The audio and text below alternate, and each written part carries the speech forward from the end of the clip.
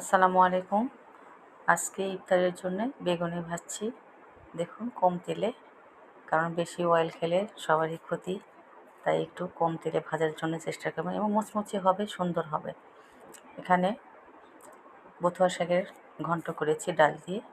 এখানে কিছু ফল কেটে রেখেছি এবং মাঠা এনেছে আমার হাজব্যান্ড দুটো বাচ্চার জন্য। ইফতারির পর এরা খাবে, যা খেতে অনেক সুন্দর।